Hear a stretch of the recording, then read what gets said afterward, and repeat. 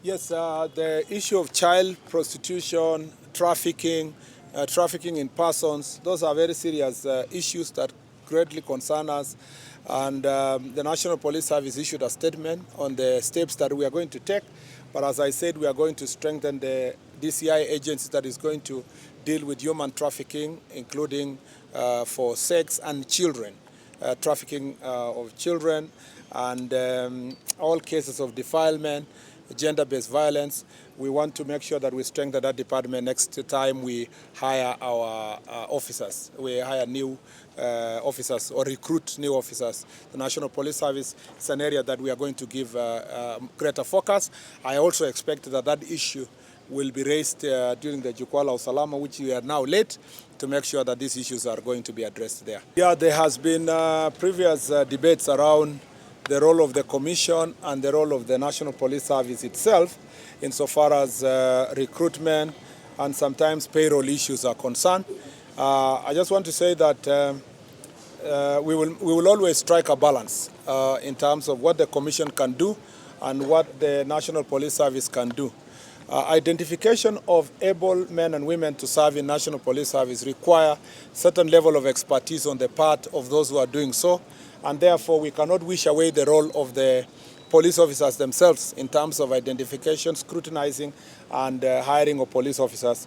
We can also not wish away the role of the Commission as retaining overall oversight authority. So the balance can be struck where the Commission can put in place the policy framework, the qualification standards, and then the identification can be done by the NPS itself based on the directives that have been done by the National Police Service. So if you ask me really as the Cabinet Secretary, I don't see any fight, especially because I will be the one who will now have to look at the regulations and transmit it to Parliament. So before I am satisfied that the regulations are capable of being taken to Parliament for adoption, I promise you that I am going to ensure that we strike a balance between the role of the Commission and the role of the police service itself. The same way what's happening between public service and different cadre of officers.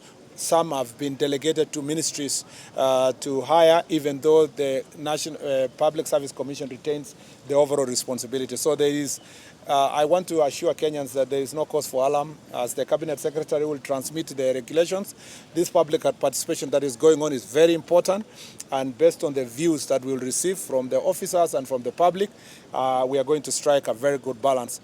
And to start with, I have a meeting tomorrow with the Commission and the IG, and then we will work together until we find a solution. This is a very sensitive sector. We do not intend to see any wrangles. We have had a very good working relationship in the past, and we want to even make it better going forward.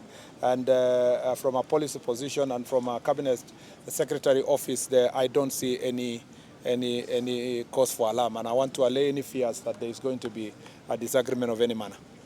We have land issues in Nakuru that are of great concern to us. There are a bit of conflict related to occupation of a few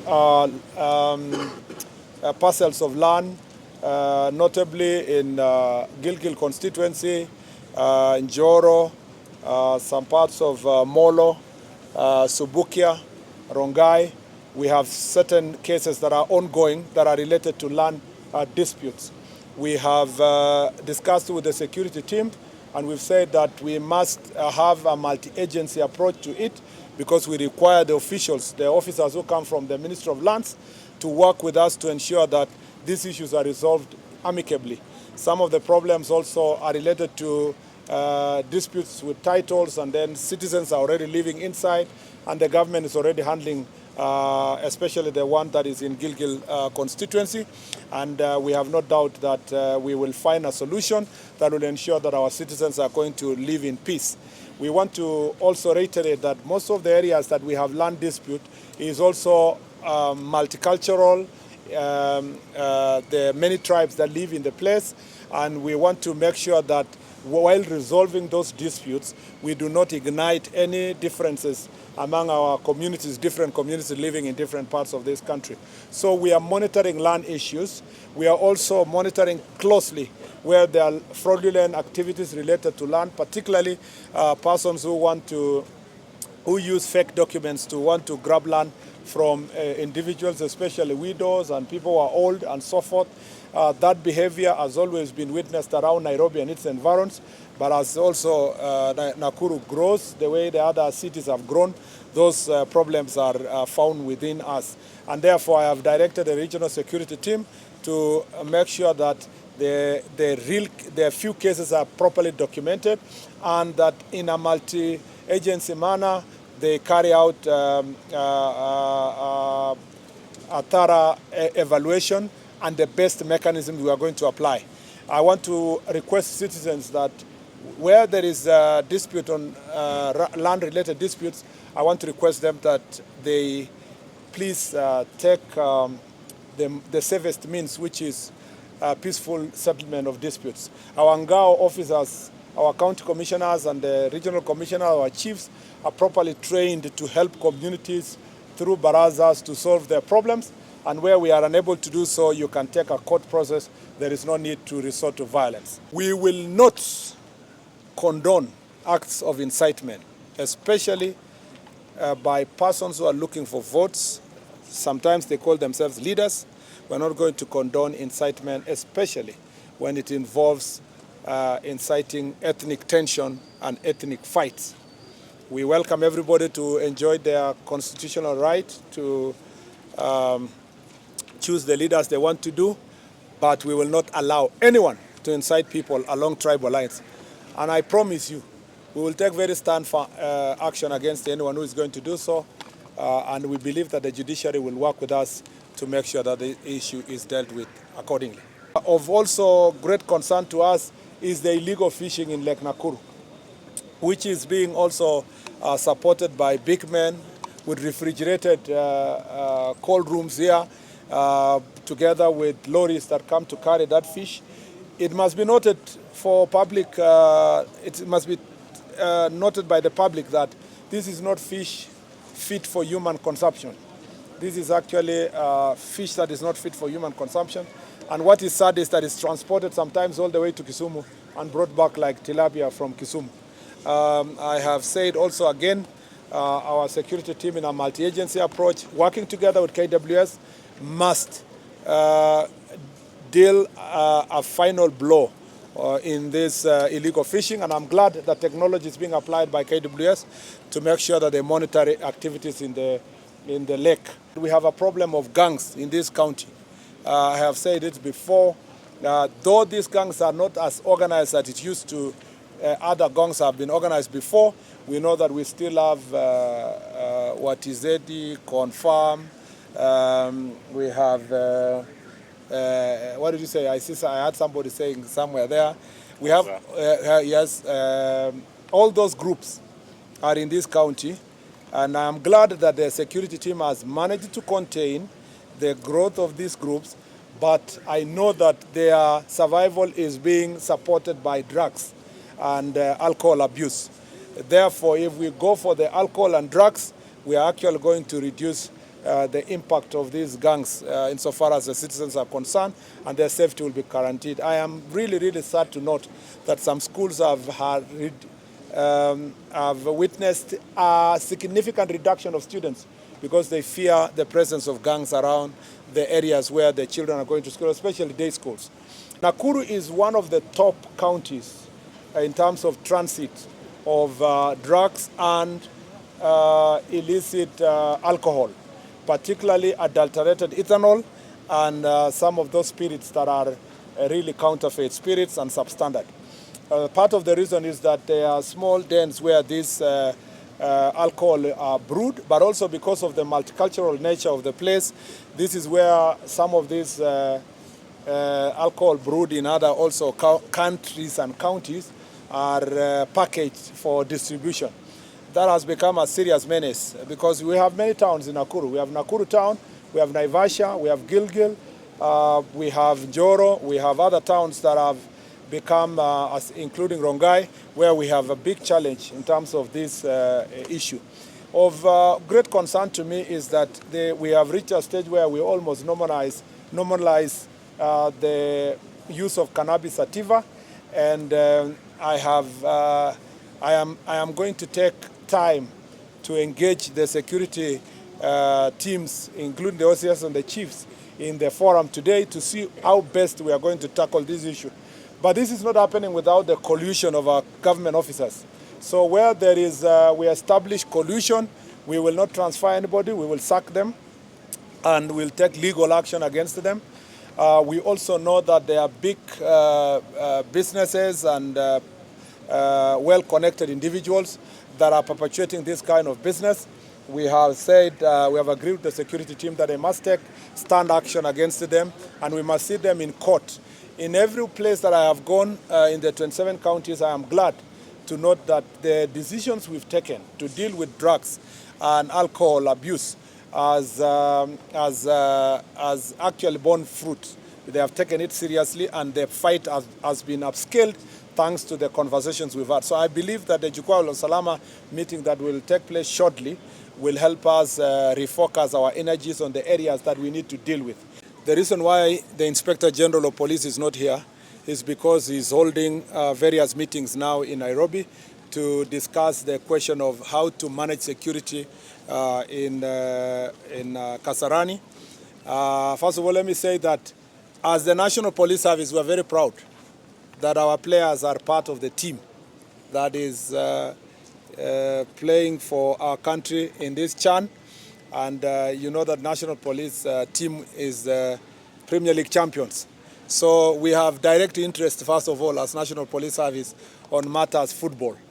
But second, let me say that I was in Kasarani on Sunday to watch the match, and I don't think, and the coach has also, Benny McCarthy has recognized that without the support of the fans, we would not have done what we did, particularly knowing that over 50 minutes we played with 10 men.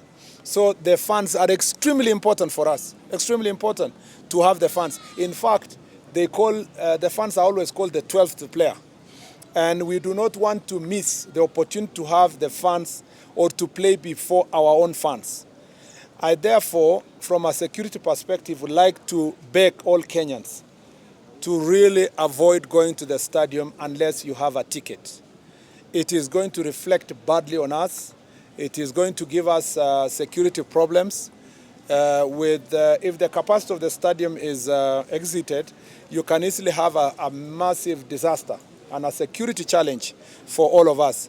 I want to request Kenyans, for the sake of our team, and if we all want Harambee Stars to reach finals, let us respect the regulations that CAF has put in place, and even the penalties they have given us to play 60% of the capacity. Let's just abide by it, and let's buy the tickets the way it is required. It is important for us to do so. It's also important, perhaps, for the Ministry of Sports, working together with the county government of Nairobi, and perhaps also the governor here and other governors across the country, to perhaps erect big screens around various parks across the country as our teams progress to quarters, semis, and I believe finals, because there will be demand for festivities that come with fans watching together the match and cheering. It may ease the burden of having many Kenyans wanting to go to the stadium. So I want to request Governor Sakaja to also explore ways, working together with our Minister of Sports, of easing the pressure by creating, erecting big screens for Kenyans to watch the match away from the Kasarani itself. But I really want to request us to abide by the rules and protect our team, protect our security, protect our integrity. Remember, this is just but a curtain raiser. The real deal is 2027, when we host the Africa Cup of Nations.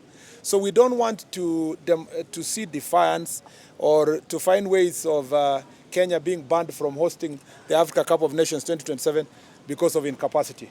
We have also noted that this thing is positive in nature, because it shows that the government of President Ruto has delivered something that Kenyans have been yearning for over 40 years. The last time we held such a tournament was 1987. So this is a hunger that the people of Kenya have for sports. It is a positive problem that we need to harness properly, but let's play by the rules and see how we can support sports in our country. So this is our plea from this ministry. We have also said the National Police Service is preparing enough officers to enforce the directives that were given by CAF, and we will make sure that we provide proper security to ensure that the unticketed funds do not access Kasarani, so that we protect our country. Other than those three things, I just wanted to say that other concerns related to corruption of public officers is going to be addressed in the Jukwaa la Usalama, and we are not going to condone any police officer, any chief, assistant chief, or any public officer who is going to take bribes to offer services, including during the upcoming recruitment of police officers. We are going to stand very firm against people who are going to take bribes in the process. We want to realign our public officers and to make sure that their work is properly done. We are very happy to have the CS for Interior here with us in Nakuru today, because a lot of the issues that we have been going through, you have really pronounced them very well, showing that you are quite aware of what the issues we are facing here, or the challenges we are facing here in terms of security, in terms of issues to do with land, in terms of issues to do with drugs and alcohol, gangs, and the fishing at Lake Nakuru, the illegal fishing actually, and also finally on that issue of Mai Mahiu that has been a problem for us as a county. We've put up a committee that's working with our county security team to go up there in Mai Mahiu and in all those other centers that have been mentioned here, and hopefully together we'll be able to come up with a solution so that not only do we stop those who are doing it, but that it doesn't happen in the future. So we look forward to the Jukwaa la Usalama, Waziri, to those discussions there. But as a county, we appreciate and work very closely with the national government in terms of security, so that we can make sure we secure and keep our county secure and stable. Thank you.